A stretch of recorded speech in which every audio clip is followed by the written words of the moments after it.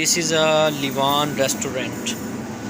तो गाइस जो चीज़ विन की थी ये उठा लो ना, एक उठा लो, एक अपने लिए, एक मेरे लिए उठा लो। अच्छा, और उसके बाद यहाँ पे ये माहौल है बेहतरीन किस्म का लिवान के अंदर। फिर उसके बाद इधर आ जाएं तो यहाँ पे फ़िशेज़ है, उसके बाद चिकन है, ठीक है। और ये देखें साथ साथ उन्होंने मेंशन किया हुआ है क्या चीज़ है इनके पास। तो इधर से हम फिर आ जाएं आगे, तो इधर ये चिकन पड़ा हुआ है, जो आपने बनवाना है वो आप ऑर्डर कर सकते हो। और उसके अलावा ये है, पता नहीं काफ़ी डिशेस पड़ी हुई हैं, लेकिन हमें समझ नहीं आ रही थी कि हमने खाना क्या है।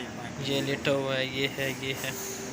एंड दिस इज़ अ, उधर आ जाएं फिर, इधर इधर इधर इधर इधर जूसेस पड़े हुए हैं, जिसमें से सबसे पहले ये वाटर है, फिर उसके बाद पाइनएप्पल है, एप्पल है, ऑरेंज है, जौन सा मर्ज़ी आप पिए यहाँ से। ये माहौल है, ये है लिवान रेस्टोरेंट।